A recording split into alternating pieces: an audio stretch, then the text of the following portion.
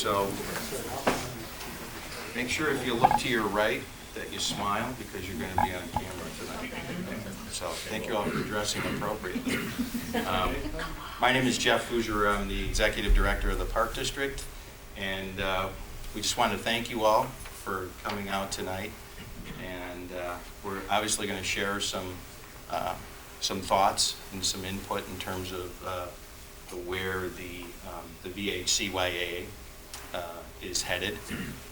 But before I do that, I want to do some quick introductions. On the far right, Bill Paulson, who is going to be taking over the Vernon Hills Community Baseball and Softball Program, president of that organization, heading that up.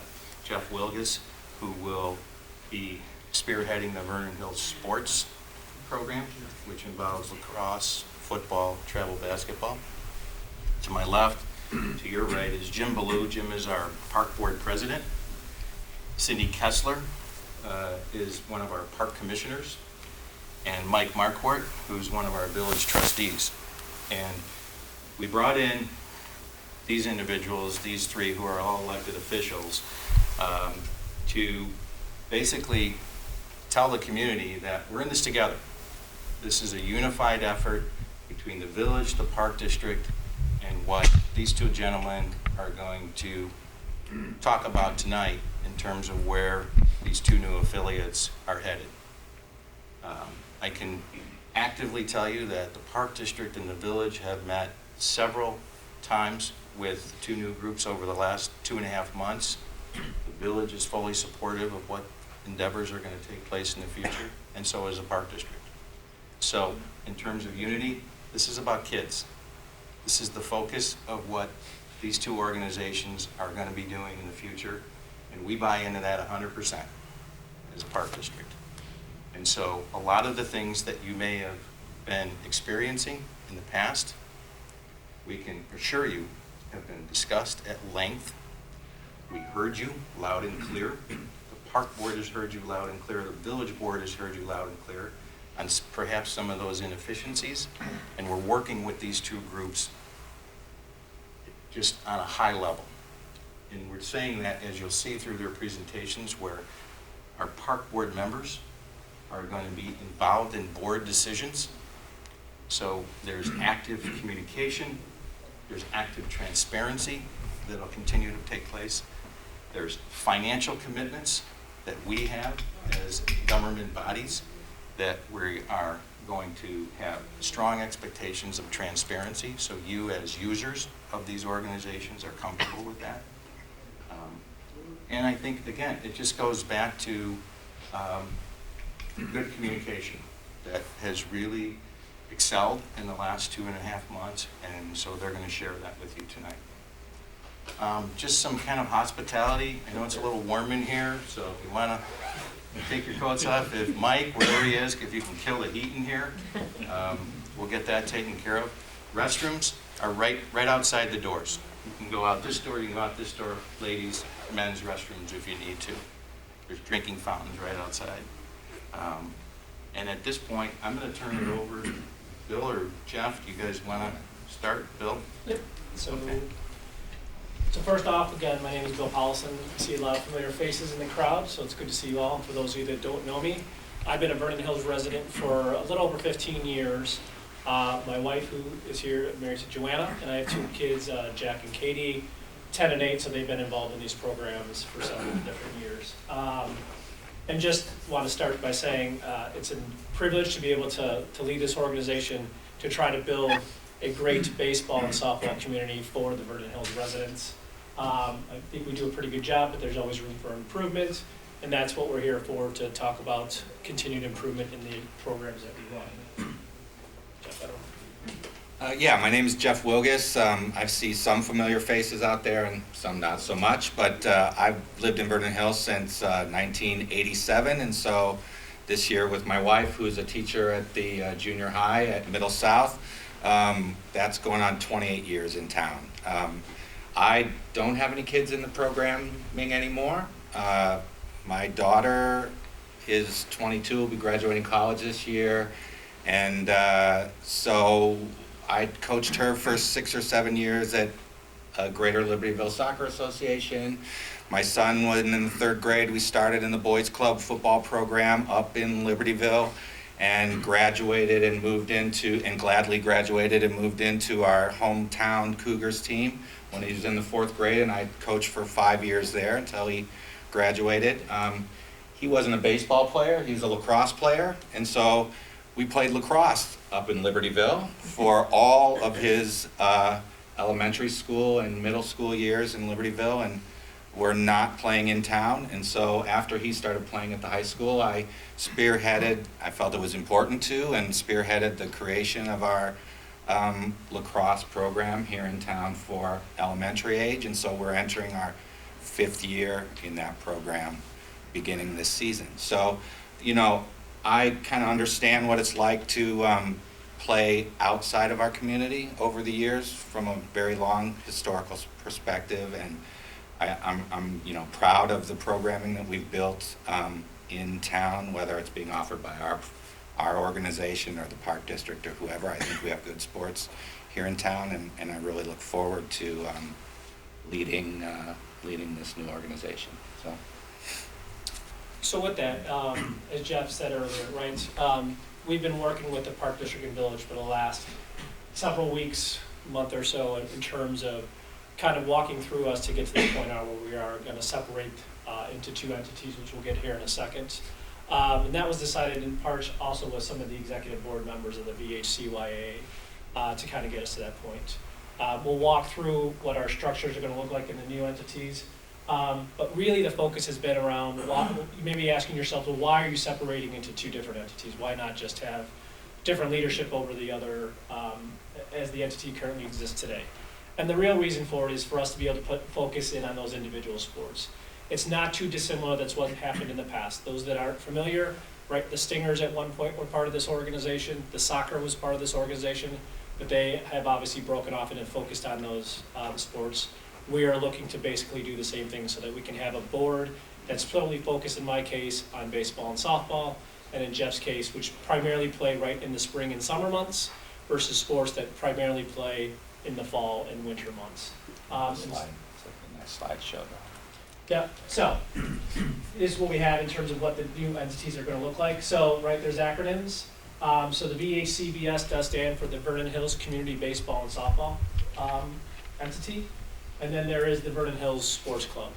They aren't going to use VHSC simply because that's also what the soccer club uses. So they're just going to be known as the Sports Club. And as you can see up there, right, there is, with the exception of lacrosse, there isn't an overlap in terms of the sports. I do specifically call out travel baseball, and you know I emphasize that, and that simply was to let folks know that, right, we do practice in the winter times. We've started our season up already. However, right, we are encouraging those kids to do their in-season sports. So if they were to have a basketball or be a Park District or travel or something else, we encourage them to go to those sports over our practice times at this point in time. So we're really trying to still be mindful and really encourage kids to participate in a variety of different sports that the community and the Park District offers. Next slide here. We're going to get into the individual organizational structures. So as you can see at the top here, myself as the president, Brian Mahler, who is actually here in the front row, he'll be serving as the vice president of the organization. Brian has been our travel baseball commissioner for the last 2 years. Him and myself have worked closely over the last year or so in terms of trying to run more of the day-to-day of both baseball, softball, and that includes the travel side of the house. So Brian's going to serve as the vice president. We then have open voting membership positions that we will be posting at some point here, and we encourage folks in the community that want to get involved in these sports to please apply for one of these positions. The first one is the treasurer spot. And as Jeff alluded to, this is probably one of the most important spots on the board. This individual, right, is going to be accountable for making sure that we have transparency with the Park District and with our members that sign up for these sports to kind of know exactly what their fee entails and how those fees are being allocated across the various components of it, be it the equipment, the uniforms, playing fields, etc. So the treasurer is going to be an extremely important role that we're going to have. We're going to have a secretary that's going to be accountable at the meetings to obviously take meeting notes and minutes and publish those out for the board. And then we have 3 other positions available. The first is a community baseball commissioner. They're going to be responsible for basically to be the face of the community baseball program. They also will oversee a committee that's not shown on here, but we currently have some great parents that are involved in director spots. Actually, some of them are in the audience here today. But we have parents that are typically help us kind of shape and look what the baseball program looks like. We got an open spot for the softball commissioner, and that would be the same just as the baseball one. They're going to oversee all aspects of the community softball program. Again, overseeing some great parental involvement we have on that side of the house. And then finally, we are going to have an open community member spot. Don't necessarily have to be affiliated with any of those sports, but we want somebody from the community at large to kind of represent and sit on our board. And those that are in blue are voting member positions. So as you can see, there's 7 of them up there. The other 4 non-voting members we are going to have, one is a still be determined, a general manager for travel baseball. There's quite a bit of work involved, not just dealing with folks that we have in the residents of our community, but we do play in leagues that are around surrounding areas, like the Lakeshore Feeder Baseball League, which primarily operates out of Glenview, Skokie, Northbrook, the northern suburbs, right? And so we need people to attend meetings on our behalf at those events, as well as we have other ones we participate up far north, Mike's Memorial, etc. So we would need some assistance on there. So we're going to have somebody help us out in that regard. We then have, as Jeff alluded to earlier, we will have Park District membership on our board. Tom Ritter has been assigned to us by the Park District to be on the board. And Cindy Kessler, who's here with us tonight, is assigned as our representative from the Park District as well. And then finally, we do have, Jeff is going to serve on our board in a non-voting member way. And the reason we're doing that is obviously, right, this is going to be a fairly big transition in terms of year of where we're going. And so we want to basically be able to work with one another on some of the administrative aspects as we move forward and keep in touch with each other in terms of what we're thinking and whatnot. While we talk about 2 different entities in terms of the sports that we offer and we don't want to have overlap, there is some slight overlap between lacrosse and baseball to an extent. And so we want to kind of keep a pulse from each other about what they're thinking, what they're doing. I personally feel it's always a good idea to kind of see what other entities in the community are doing because you can learn from them. And so I think that this is a good way for us to kind of stay in touch and figure out what's working, maybe what's not working, and figuring out both of us to kind of help partner and provide, again, 2 entities that are providing a great experience for our kids in the community. And we get to attend 2 meetings instead of just 1. So I'll pause there. Any questions on the org structure? We do have a Q&A at the end, but in case anyone had any now. If not, I'm going to move to the next slide and turn it over to Jeff. Okay, our board, and you notice it's a little bit different from the baseball board, but I'm the president, obviously. We also have an open position for voting position for treasurer and secretary. I would strongly encourage anybody who's willing to participate and has the wherewithal, especially at the treasurer position, to come forward so we can talk. That position, I'll just say, is important enough. And when we talk about areas of crossover where our boards might share services, to say that if we can't find someone in the community who is willing or has bookkeeping experience or who's an accountant or something who's willing to fulfill that role, we could consider, hiring that function out and then sharing it between our 2 organizations, right? Obviously, there's a cost to that, and that cost would have to be borne by the organization and would be reflected in fees and whatever. But, we really want to stress that we feel like, it's important, right, that going forward, that the organizations operate in a turnkey fashion. I'm not going to be around forever, Bill's not going to be around forever, and certainly these boards will turn over in the new new structure and the way they're going to work. Secretary, I think, is sort of self-explanatory. George Saras is our Commissioner of football. Jamie Morris, who's here tonight, is these are continuing commissioners of basketball, and basketball is currently in season. Vince Tran, who's sitting here up front, he's our commissioner of lacrosse. And we currently have an open position for commissioner of cheerleading. We've had some issues with cheerleading over the last few years, and I think it's primarily in the vision of what we want our cheerleading program to be.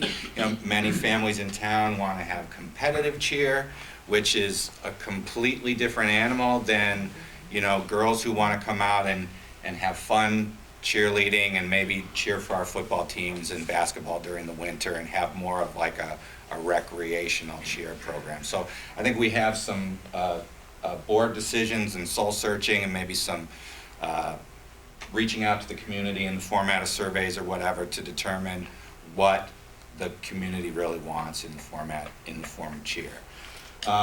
In our non-voting positions, Jim Ballou, who's our Park District President, is going to sit on our board. Bill will sit on our board in a non-voting position, and then I will have 4 additional community at large board positions for people who would like to volunteer to be on my board. If you have aspirations of being the future basketball commissioner, your entry into our board would be through those non-voting positions. You serve a period of time to be determined when we write our bylaws, and all of these people will be participating in that very shortly. And then you move from the non-voting positions into voting positions, right? So that's how I envision seeing it working. So that's it. Does anybody have any questions on my structure? Actually, it's for both. For the voting members, can you explain how those people are voted in? Who votes for them? So it won't be a voting process initially. We're gonna make the decisions, or at least I will speak on my behalf for my organization. We'll consult with Brian because he's on the board.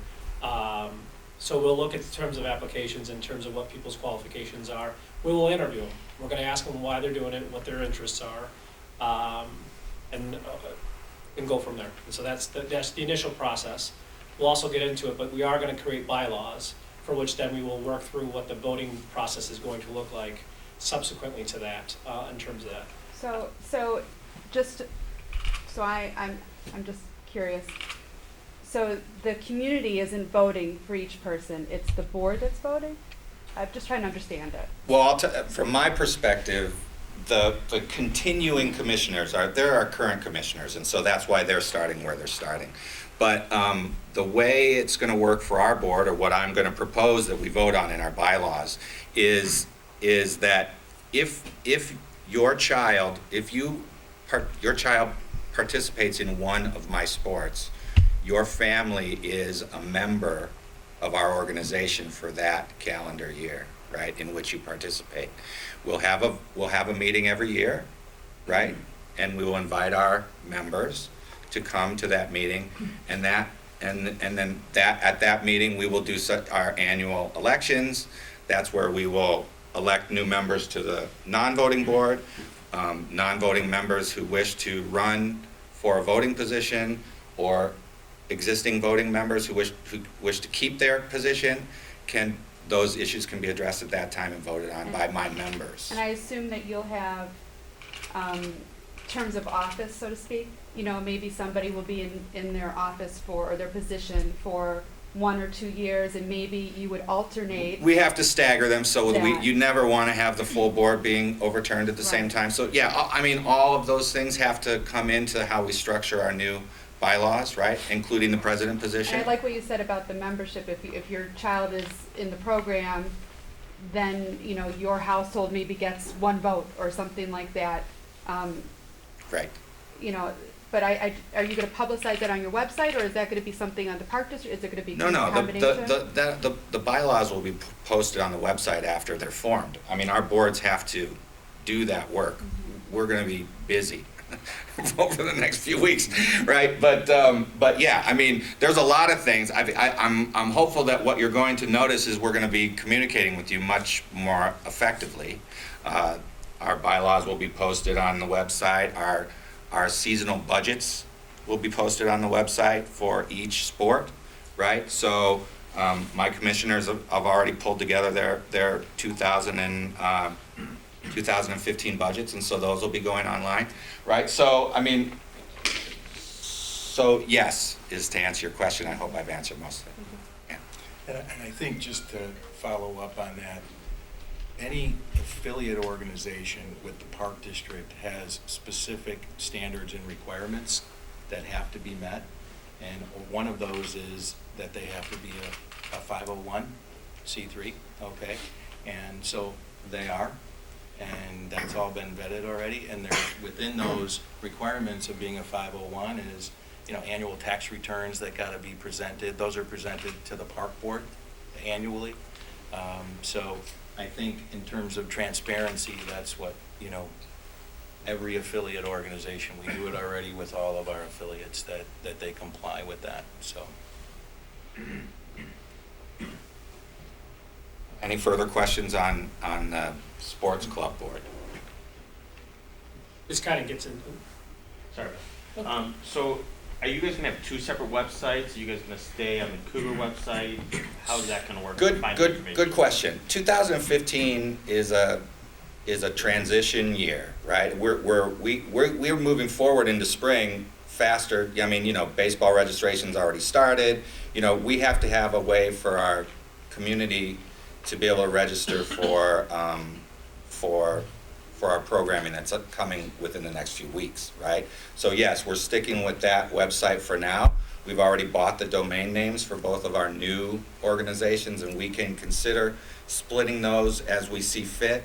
Our boards will be making future decisions on registration relative. We have the opportunity, if we want to move our registration to the park district and allow registration activity and that to be done through the park district for a fee, right? So, I mean, that's a board decision that needs to be made in 2015. So there are a lot of things that we need to do and many things that may happen, right? But they're all going to be discussed this year, and we're going to work through it. and that's, just to add, that's another perfect example of why we'll sit on each other's boards to talk through these things, because, right, there's pros and cons to it, right? The pro is that you're registering on one site, so now both has mailing lists that we can distribute, because, your kids play and probably are gonna play in both entities, so there's some value in that. Now, does it get confusing? Maybe, so we gotta talk through what some of those are. Obviously, as you can see, of those of you that have received emails from us, right, we're still using the VACYA site to register everybody. But rest assured, if you did notice where you're making your checks payable to, or where the money's being deposited to, it's being deposited though to the VACBS in the baseball and softball case. So we're just using the old website, just given where we're at on the calendar. For the Vernon Hills Sports Club, what's the domain name for that, and what? Well, Are you gonna go we've under parked that? it. Vince, what were we able to get? VHsports.com? BHSportsClub.com. VH, Okay. right? I'm So just- it's not active yet, but we've I'm parked just it, but concerned yeah. that there's already a VHSC. Yeah, and you may have missed it, I think you came in late, but we are not using VHSC because that's the sports club. We will be going by VH Sports or just calling ourselves the Sports Club. Okay. Yeah.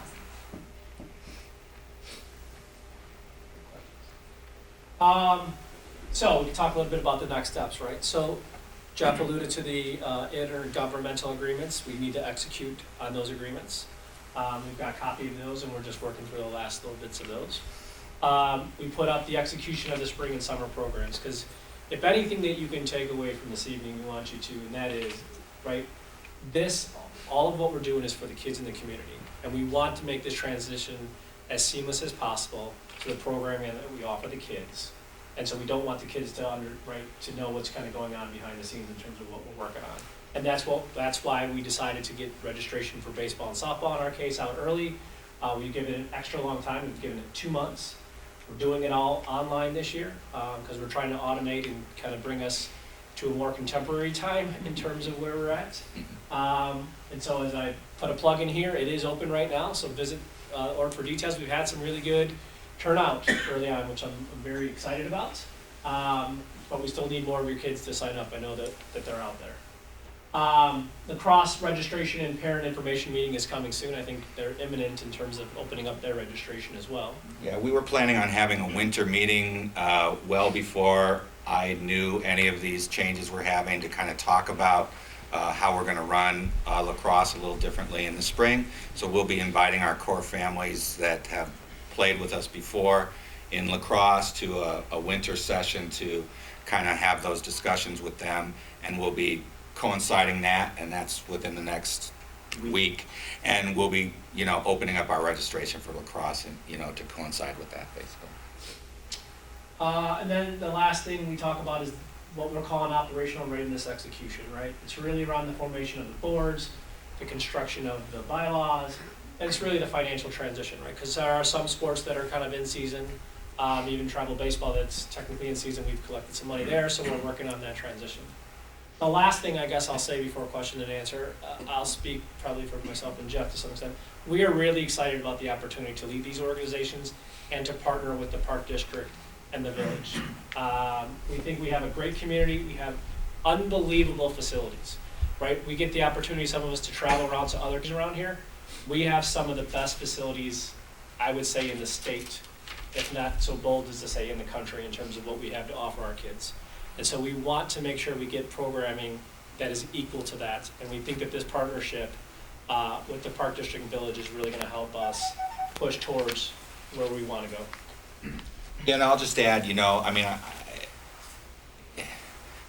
without hammering home the point, and I hope you've heard it tonight, you know, there are going to be changes. You should expect to see changes. And we have heard many of the comments over the years that have been accumulating and sometimes festering, right, about how we should be doing things and what we should be doing.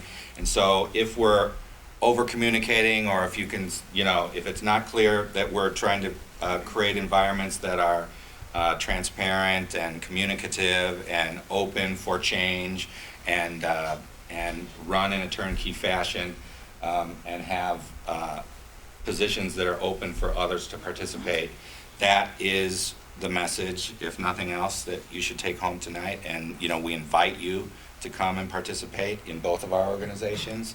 And if you do, be ready to work, because it's not easy. And it is volunteer, but none of us are being paid, I should say. So anyway, so I think we're going to open up to questions, right? So any questions? I apologize, I was one of the latecomers, and I see there's a few who have joined me late as well. I'm thrilled that these changes are taking place. I appreciate the fact that you guys are going to be emphasizing transparency, forthrightness, clarity, communications. I'm curious, what was finally the impetus to be done with the Old Cougars organization? I don't know. I mean, I think any of us that have been involved in those conversations, I mean, you know, I've been involved with that organization for a long time, right? And I think by and large, much of our programming, and especially from the kids' perspective, is pretty good. But the organic nature of that organization and the way it grew to be very big over time, I think grew to be larger than what that board and it was capable of handling as one group. And so, you know, listen, I didn't make the decision. The executive board of the VHCYAA made the decision to split and asked me to serve in this new capacity. And so that was a decision they made at an executive level. And that's, you know, that's what I've got to say about it. I don't know, Jeff, if you want to add anything. You know, we've been working with the VHCYAA for 6 or 7 years now, maybe even a little longer. And the last couple years have been really challenging, from getting information that is required of the affiliate. So the board had basically provided me direction to see what we can do to just either move forward with these guys or not. And so I think it came to just kind of a ahead. And I know he's not here tonight, but Mark Rosenstock has been really heavily involved in the transition. And a huge kudos to him for stepping up on behalf of that organization and coming forward to myself and our board in terms of making this dynamic happen. And so that in itself was just a lightning rod that just kind of opened, you know, the ability to sit with these two guys and with the park board and the village board to just get into this new endeavor. So we're excited about it. We're excited about the things that were not happening consistently with communication, with transparency, with financial implications and inefficiencies. And all that is on the table and going to be very clearly, and it's been clearly defined in our new agreements with these guys. I think it's clear that I've got 2 elected officials from my park board that are serving on these organizations, so the community should feel steadfast that the support and the buy-in that we have is ideal. And so that's, you know, it's a good thing. Thank Yeah. you for protecting our interests. You're welcome. Hey, Bill. I had a question on the baseball, softball for registration. Yes, As what I saw is you're paying online. Where's that money going now? Is that going to the new entity? it is. Okay. It's going to the new VHCBS. Okay. Yes. And then- If you want to use the acronym. Okay. The other question, I just follow up on that. What's the role now of the park district and these new entities? I guess what I'm thinking of is scheduling of the games, the umpires, the maintenance. All that type of stuff seem to be some of the issues we experienced the past few years. But thanks Okay. again for you guys doing what you're doing. I appreciate it. Those are still the accountabilities of the affiliates. The field maintenance is, right, and the park district fields is the park district's responsibility. There is actually a portion of your fee goes towards having them maintain and keeping up the fields in good shape.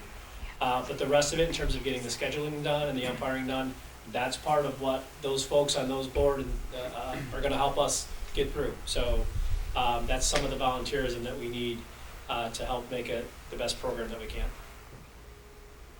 Feeding off that, you had mentioned that we have great facilities. We do. We have so many facilities, I can't imagine why they're not all utilized all the time. So my question is, we've run into this before where I can walk out my door and go to Deer Path Park and all the baseball fields are wide open, nobody's using them.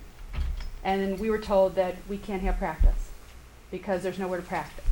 So my question is, how is the change going to be going forward where the club or the Cougars are going to utilize the park district for availability in these facilities so that we're taking advantage of all these great facilities that we have and being able to practice and have all these great things for our kids? Sure, great question. Actually, let me make sure I clarify one part of it, right? So with scheduling, like, so each entity, Stingers are responsible for their scheduling, we're responsible for our scheduling, but we work with the park district on their site. They have a scheduling software that we work with Joe to kind of get the field scheduled. If you were told that, we apologize, but going forward, we look to leverage all of the fields that we can for practices and games and et cetera. We've actually taken the step this year to, I've reached out to the Stingers already with a straw man of what a practice schedule, a game schedule will look like for our entity and knowing a bit about their entity. So we're working together to try to take advantage and leverage those fields as much as we can. Again, we'll be leveraging the park district from a scheduling perspective to help when we do have conflicts. But our goal is to leverage as many fields as possible to get the kids out there for practice times. And I would add one thing, because Joe's here. You know, we do work very closely with the park district on the assignment of fields and when we're allowed to use certain fields. And we are, assigned field usage, right? So we can't just walk on to a lot of fields whenever we want to, because we don't know whether or not it's been But you could scheduled or request- not. you could request But that if we you know use something's that. open, we can request, right? But, so just because we see a field open, it doesn't, and we may even know it's open, but if we haven't been given permission to use that field at that time. Right, no, I no, get that you part. know what I I mean? just, So- it's more of the request to, Sure. there's no animosity between your organization and asking Absolutely. the not. park district, because I think that was a very big misconception or maybe not misconception. That was something that has been going around, the rumblings, and so I just wanted to clear that up. And then also, besides just the outdoor field status, what about indoor use, like in the wintertime when we're trying to practice? The high school, some of the other gyms, you know, is that open to every level, every age group? All right, so what sport are you talking about? Baseball? Baseball? So we have this year, right, so we do have the 106 facility for which we pay rent for, and that's obviously used by hitting by all of our levels. For some of the younger levels, right, it's big enough for them to kind of throw and field and do those ground ball activities. At the high school, you'll notice there is a differentiation in fees between the upper age groups and the lower age groups. The difference in fees, part of that is covering the expense of going into the high school. We do rent those facilities out on Sunday evenings. We do pay the custodial fee to rent those out. We have a good working relationship with the high school. And so I know that we try to get them when they're available. And so that's kind of been our philosophy, as we are with the grade schools, right? So we have some time coming up with the grade schools. And so again, we work with the Park District to see what's available. Winter becomes a bit busy because it's not just our entities that are using them. They run a lot of programs through there. The Stingers actually use some of those spots as well. So we do try to take advantage of that where we can. Yeah, And I think- that's new information that you said just now with the increased fees for the older kids to use the high school. I've never heard that before. So, I mean, that would make sense, but never Communicated told or- us that. So that's interesting. Yeah, your coaches should have, in this case, should have done it, but that's okay. I mean, And in winter, obviously, when in basketball, gym utilization is, you know, the most important. And I think this year, we've actually had a much better experience with the ability to use and a closer communication between Jamie and the Park District and the utilization of our gym facilities in town, which has been better than in the past, so. Is it the leadership that's doing that? Because the prior year was terrible for basketball. We went 2.5 weeks without practice at one point. And I know Jamie is doing, as far as I can tell, a huge job, but is that the reason? Was the communication between the Park District and the old? Jamie would have to answer. I'm really not knowledgeable on why. I think so. I mean, I think it's process and communication. So Joe in the room, I mean, you know, he does a great job, and as both Jeff and Bill mentioned, I mean, there's a huge demand and limited supply. And so I think we've just done a better job of being at the forefront of the demand, being better about our requirements, and I think that communication process has resulted in a better experience this year. And last year was just a little bit more fragmented, so we're learning as we go. Yeah, last year was terrible. Any more questions? I'm just curious why, I mean, community league sports and house league sports is a different beast. It's completely different philosophy. Why can't we, as a village, separate and possibly have a little bit more of a community feel towards our own house leagues, instead of going through organizations? Because I for one, when I write checks to, well, I stopped doing that, but when I was writing checks, none of that money was being used and fed back into the community. As a community league sport, I want to know why.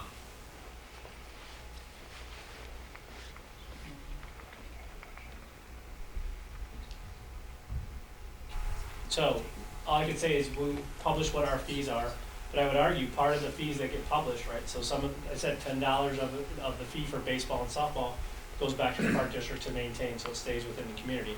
The rest are taken care of. You've got your equipment, you have your uniforms, you have your umpiring cost, you have all those things. What we're trying to do is run those fees to basically just cover those costs of running the sports, and that's it. That's our philosophy. It is extremely successful house league, basketball league that's ran strictly through the Park District, and it's absolutely fantastically ran program. Why couldn't baseball and flag football and soccer, other sports that the community wants to just play with their friends. These are if this is what it's about the kids. Why can't that run through the park district instead of us writing checks to your organizations? I don't know, Jeff, do you want to take that one? Because, I mean, I think that the programming that we're offering from a rec perspective, and lacrosse is in that realm. Of course, we play with other communities, but, and perhaps when we've posted our budgets, you'll be able to see where the money is going. But listen, the money is 100% going back to our kids and the programming that is being run. I don't know much any other way to put that other than the amount we pay for rent for our indoor facilities, and each program pays their share, and we pay insurance just like we have to cover our kids. But you know, it's not like there's you know, we're collecting money to sit in the bank, right? We're trying to hold our fees down because for lacrosse, for example, we've got families that are playing both baseball, either travel baseball, house baseball, and lacrosse in the same season. And if we were charging just whatever we felt like it because we were trying to enrich our coffers, we wouldn't have anybody show up to play. So that's one part of the answer. The philosophical aspect of why baseball exists with us, or why a certain sport exists with us if it's not purely travel, you know, baseball used to be with the Park District, and there was a reason why it was given to us. We certainly didn't take it, but we were not part of that decision, and it used to be there, and now it's not, right? So we haven't been asked to give it back, nor do I know if they actually want to take it, right? So It's not just a couple other words, right? Because we do participate in some other communities and we see. I mean, our prices are competitive in terms of what other communities offer. And it really starts with the parents. If you think Park District runs a great basketball program, right? My son plays in it, and it's great. But what makes it great? The parents that are coaching in it. And that should be whether you're with the Park District or whether you're with one of our organizations. It's going to come down to the parents who volunteer, the kids and people who are going to coach. If they can make a great experience, our commitment to you is to be transparent in terms of where those fees are going and how they're being spent and how we're putting it back into the community. And you have my word that that's going to happen in this new entity. So give us a chance. I think you'll find that we share the same philosophy, which is, especially in the house program, we want kids to have fun, we want them to participate, we want equal playing time, we do want them playing with friends, but we also do want a competitive experience, because I think parents, right, want to have and teach their kids a little bit about competition in a friendly, safe environment. If you don't mind, I'm Mike Molina, I'm one of the Park District Commissioners. I'm not up at the table because I'm not one of the representatives, but I just wanted to say something as a long-term Park District Commissioner. There's been some questions about whether or not the community should run the programs or the Park District should run the programs. If you do any kind of investigating, you'll find that almost every other organization in our immediate area, and probably, I haven't done investigating further than that, most organizations are parent-run, they are not Park District-run. Even the basketball program, I think, is a little unique that we do it. And one of the reasons we originally decided to give it back to the parents is we felt that the ownership would be better given to a voluntary organization than when the Park District is running it. Doesn't mean that the Park District is divorcing itself of it. In fact, we've always strived very hard to work as closely as we were asked to work with that parent organization. And I think one of the nice things tonight is the parent organization has come to us and said, we really could use as much help as possible. I don't want to, I don't want to put words in your guys' mouth, but my point being more than anything else, the Park District is going to do everything they can to make this go. So. Throw something in only to hit this. You've asked about fees. You have to understand in fact, from referees, all that money goes into paying for, not for these people up here. Volunteers, Bill hit it on the head. It's you, the parents, that make up these teams. This is what happens. I mean, this is what makes up. You have to be the parent and have to be a volunteer. It's very important. Fees aren't paid to any of these volunteers. It's equipment, it's the coaching, the referees. In fact, I use VHAC as a program. That facility is about $250,000 a year for maintaining it. It doesn't come from any of the fees, technically. It comes from the village itself. Park District participates in it, from maintaining it and taking care of it. So is the same from all the programs that play with it. It doesn't go back to the village. It goes for the players, uniforms, all that. So I'd like to correct you on that. That's not the money just goes off to somebody's pocket. What's to stop voting members on these two committees to ban coaches just trying to help volunteer coaches? To ban, you said, coaches? Yeah, I've been banned, yes. Coaching my kids. Yeah. Be honest, it would depend upon, By, I'd have to say, following the rules and regulations. okay, thank you. Yeah. Coaching decisions are part of the bylaws of both organizations, and so the committees that vote on the coaches follow a procedure, right? The coaches are voted on. No one individual is making a decision on who coaches. The entire board votes. I've got a fairly large board. All of those people, are making those decisions, including open positions that are people that have not been board members before. So, like I said, once again, to these people and any communication that I can get out there, I'm looking for new volunteers. If you want to come and be part of what we're doing, please do so. This is a baseball question. Last year, you had everybody wear Cougar, right? It went black and blue. Are you planning on going somewhat back to more general team? I think that builds community, right? I know growing up, I played on the Cardinals, and Brian and I grew up together. He would play on the Diamondbacks, and we'd get to school, and we'd be like different teams, excited to play against them. And I think that builds a lot in the community of saying that you're on a different team, right? When you say you're on the Cougar team, you don't really get that, I think, that competitive excitement sometimes when you're playing. So I'll be candid with you. Our plan is to make it the Cougars, only because the only thing I would refute is the Cougars are part of the community, right? It's kind of named after the high school, and we're the Vernon Hills community with the Cougars there. The benefits we see in it allows kids to very easily go out and play on another team if they need to be called up or swapped or what have you.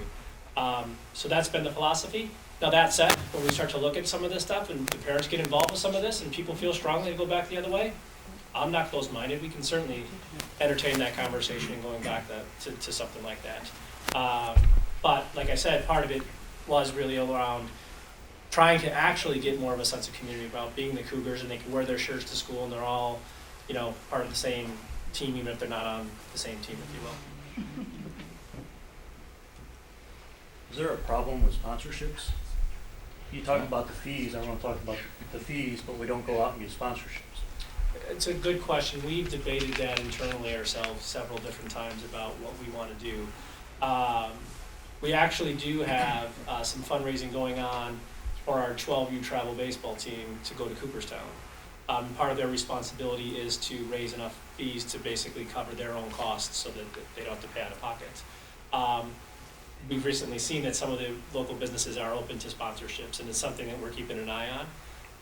And so something we would, I think, entertain as we move forward. So we're open to the idea, and like I said, several of us have been talking about it, so we definitely would entertain moving that forward. I can definitely give you my perspective relative to my program, and with a little bit of historical background on the other program as well. The decision on whether to fundraise, right, and get extra money over and above fees is a determination of how much money you really need and what you're going to do with that money, right? So, and in the past, we have gotten extra money, and the way we've done that was for the entire organization, was through the execution of summer baseball tournaments, right? These were the B-level tournaments that were run in the summer and things like that. Extra money we'd bring in for concessions and whatever would equal a certain pool of money, and then the board could consider, is that enough to alleviate our families from having to go out and sell candy or or sell baseball cards, or pay more in their fees to cover, you see what I'm saying, right? So there was extra money coming in from things like baseball tournaments and concessions and things, right? That would help with the entire organization. Now that we're split in two, I don't have baseball on my board anymore, right? My board needs to determine whether or not our fees and what we're gonna be doing will be running so skinny that what do we have to do? Do we have to raise fees? Do we have to consider fundraising? Do we have to do corporate sponsorships? You know, we will discuss those things most certainly as a board, because we can run perhaps a summer. Our only sport that has the opportunity to run a tournament is lacrosse, perhaps, right? We could run a lacrosse tournament and potentially in a summer tournament or something like that. So we could kind of do the same thing that baseball's doing. So I think in the past, there was extra money, and the decisions that were being made by the board about fundraising and going out for community sponsorship was really, do we need to? And some of that was based on, you know, are we getting enough money from other sources, including tournaments and things like that. I had a comment and then a quick question for you, Jeff. And the comment is just overall, I love hearing about how important the treasurer position is and the transparency behind where the funds are going, because I have to say, I'm probably not alone here, is that there's nothing more frustrating than writing big checks and them going off and then seeing my kid play in questionable old safety equipment and going, where's that money going? You know, and I just think it's really good to hear, so I want to thank you for that. My other question is about lacrosse. Yes. I know we're specifically talking about boys lacrosse, right? Yes. Are there any discussions to open that up to these girls? Sorry? You know, no, listen, I have a girl who loves lacrosse. you know, anybody who knows me knows I've been the Pied Piper of lacrosse at Vernon Hills for all these many years, right? So I would love to, and I've had more than one discussion with the girls, the women that run Lakeshore Lacrosse and the Illinois Women's Lacrosse, or IGLA, right? So let me just say that they have issues, right? So they still group by community, right? So even, you know, they will take girls from Libertyville and Vernon Hills and Lake Forest and put them together on one team. And then they'll play against Lake Zurich and Long Grove and, right? And so in the girls' community, I think that there's still a very big participation numbers issue. Would we have enough girls to field a number of teams, and then who would we play against, right? That, to be honest with you, has been the whole issue, because I even asked, or we even approached them a number of years ago when I first started our program to kind of coincide with our boys' kickoff, if they would actually bring one of their teams through our organization. So we would primarily place all of our Vernon Hills girls on one of their teams very specifically, and for that privilege, we would allow them to use our fields, right? That they could schedule their field scheduling through us to try and partner with them to bring some girls lacrosse through our programming, and I'm still completely open to that if they'd be willing to do it. I'm just afraid that if we tried to start our own girls lacrosse team, I mean, I don't know who we'd play, and that's really there's not the leagues around or the whole concept of elite clubs and all that kind of stuff that exists for the boys.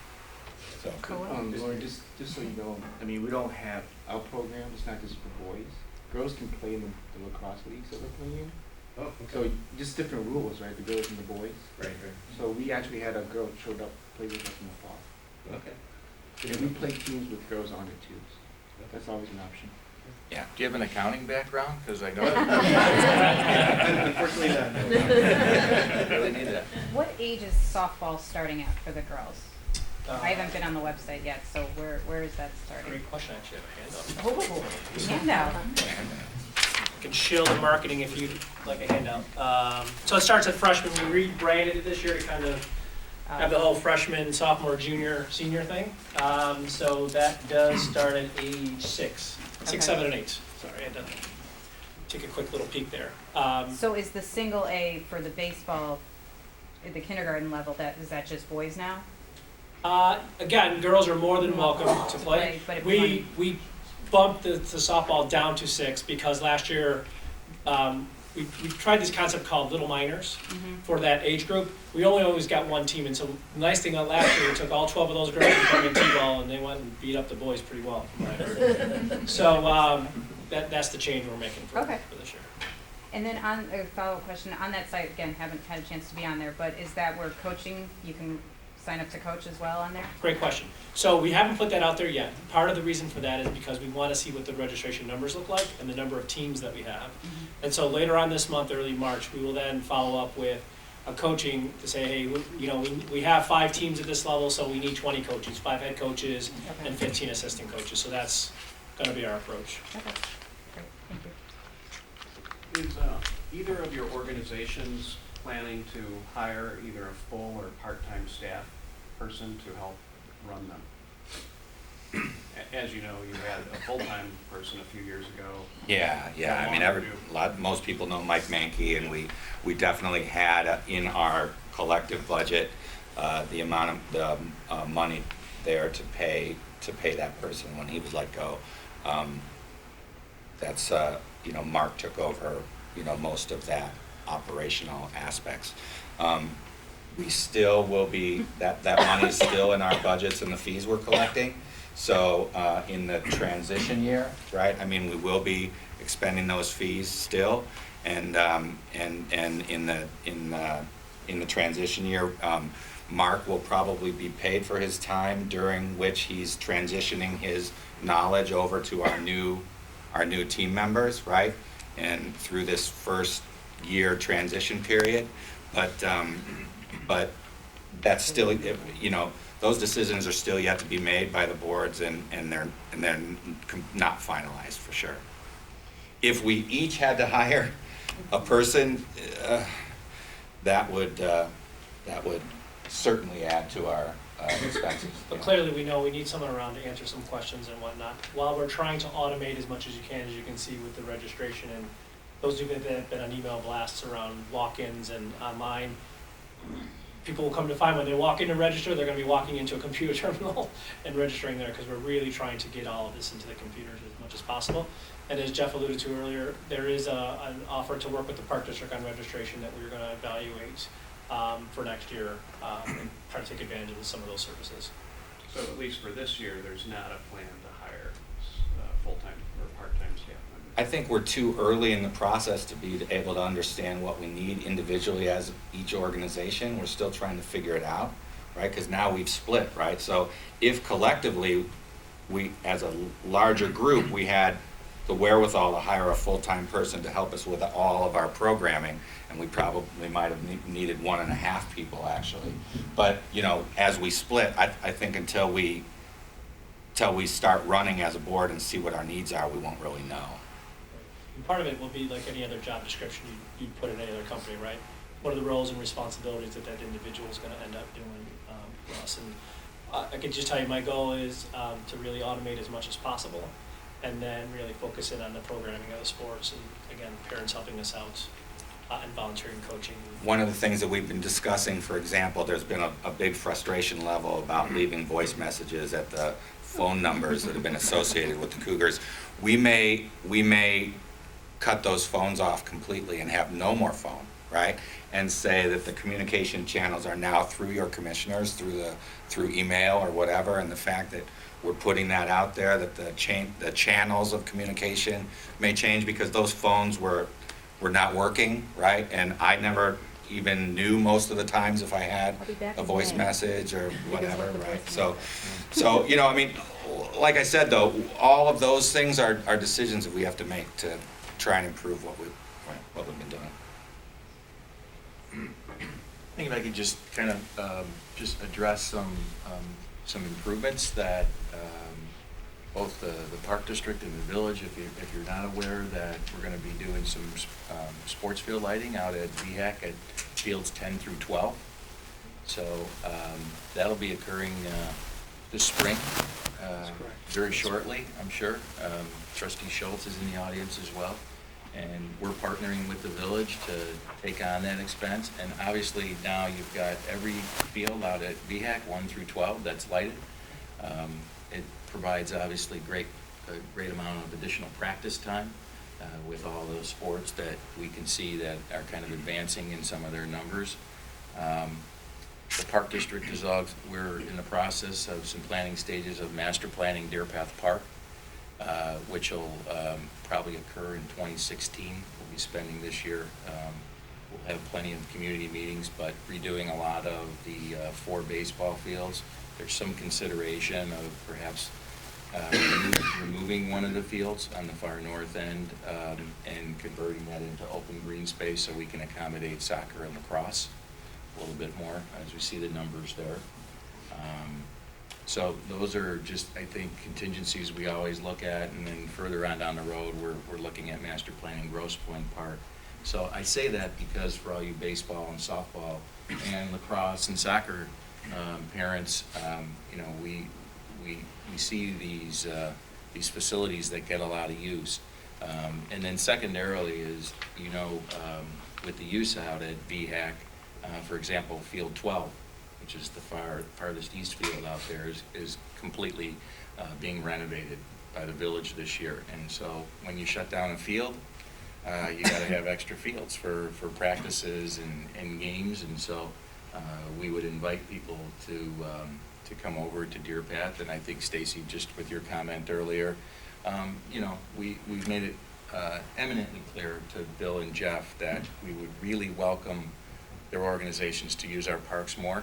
I think there was a little bit of, you know, dissection there in the past, and so they know that that exists.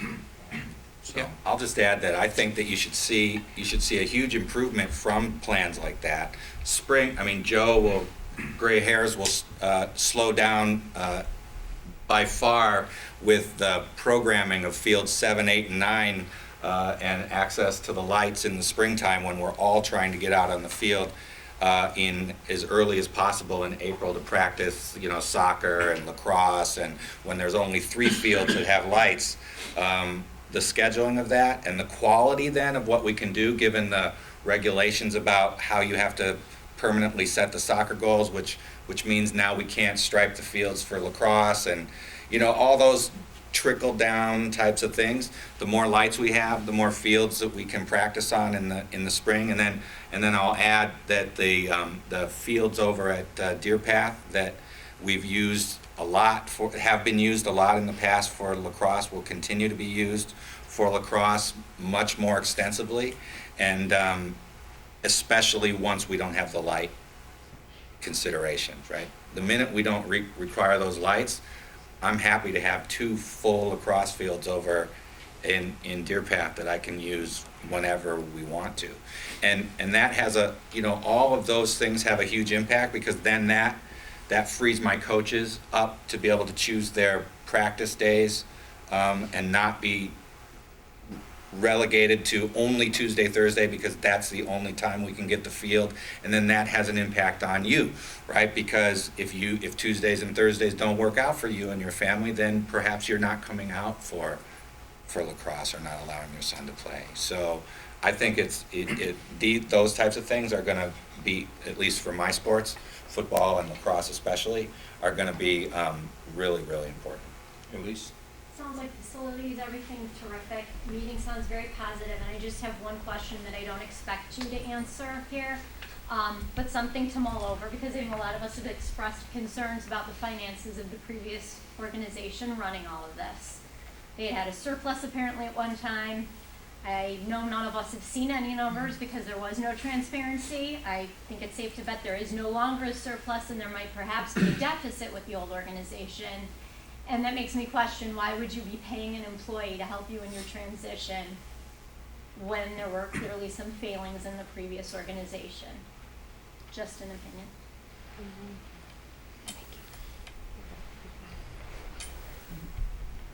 So- You can wrap it up, I don't want an answer.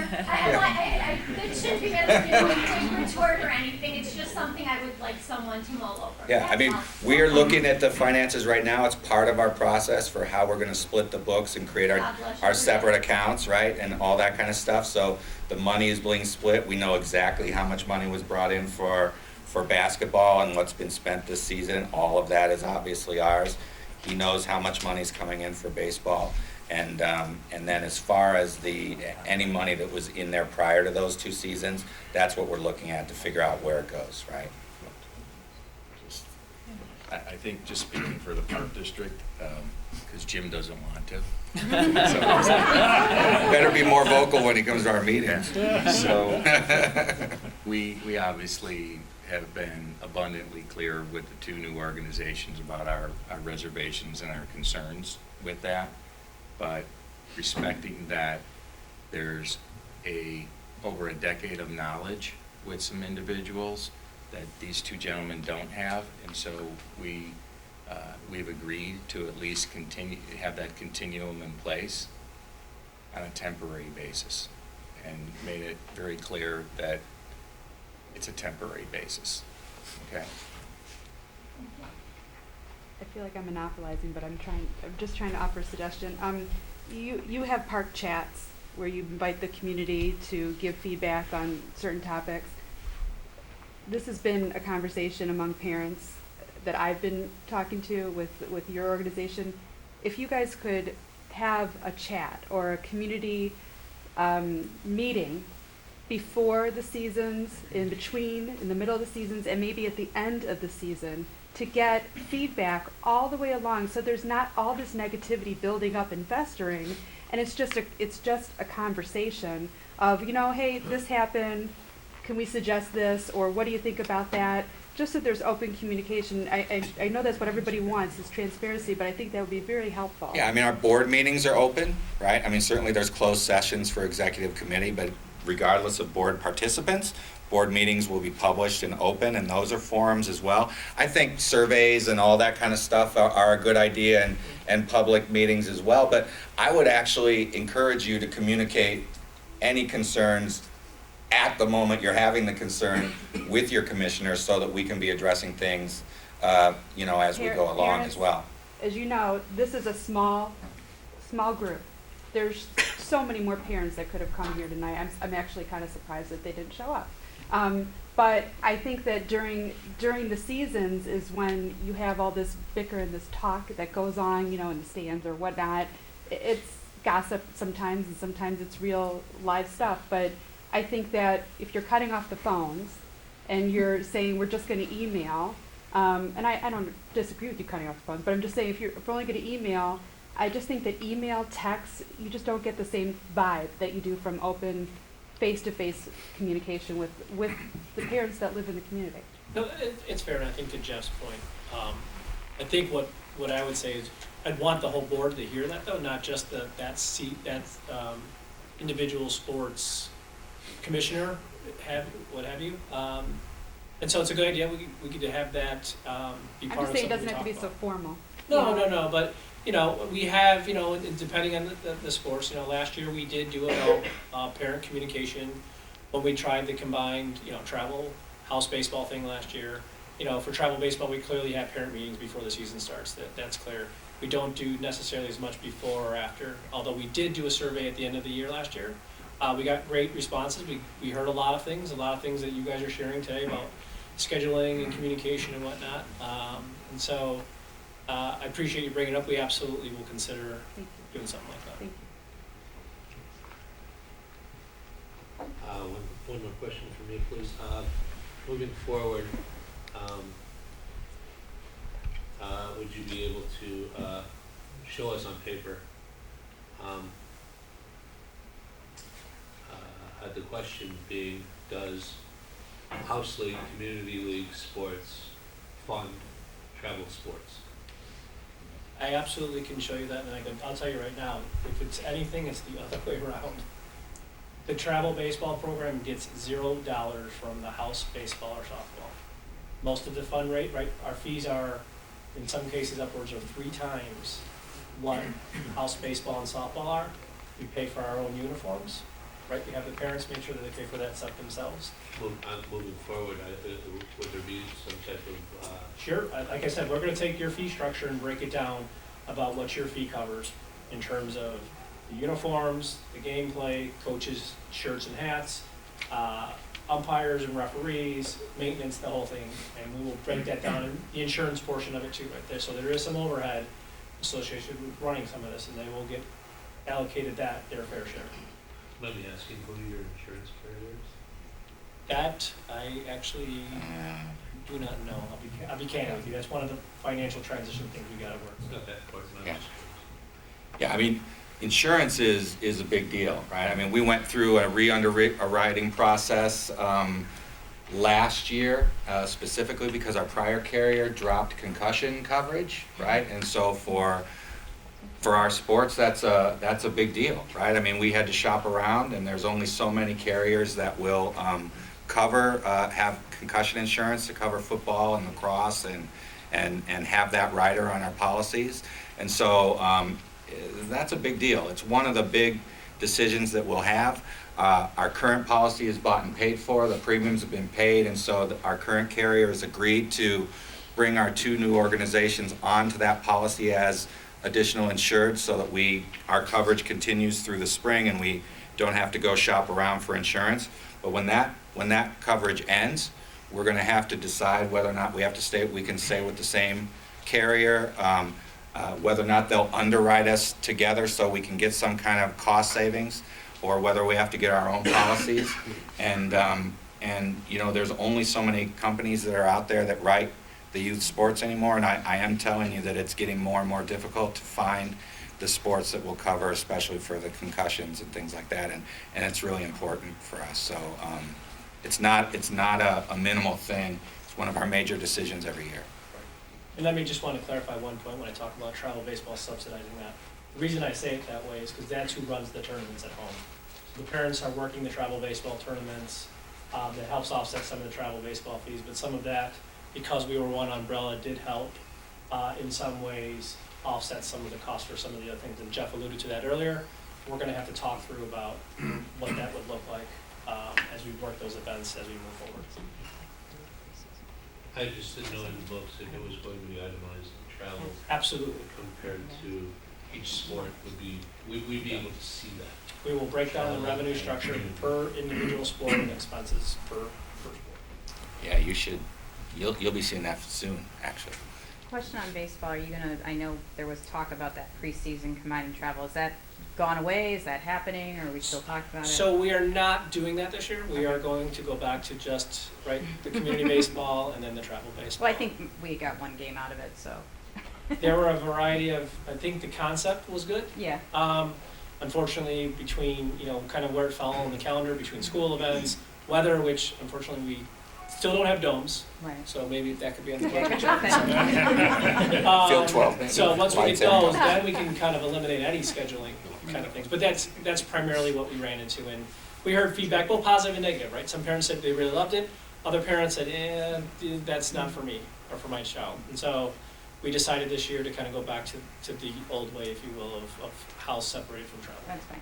Question, you noted on the school conflicts, like there were 3 games the week of all the open houses. Yep. Do you think we'll look at the school calendar too?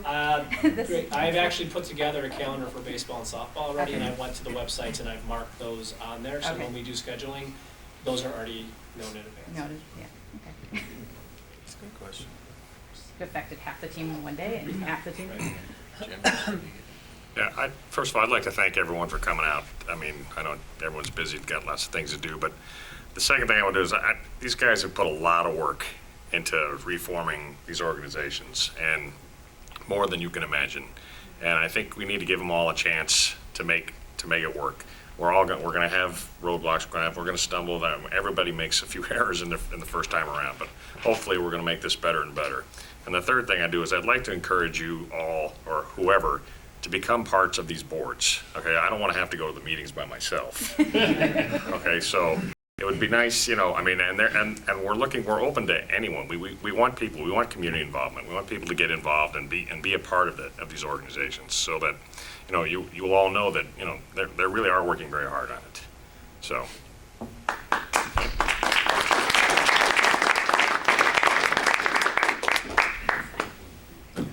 Well, thank you all for coming. Certainly, if you have specific questions that you didn't want to bring up in front of the group, we'll all be here to answer those. There's some materials up here. And again, if you go to the sites, there's contact information for Jeff and Bill. Obviously, the Park District site, you can contact me if any. But thank you. Go Hawks, right?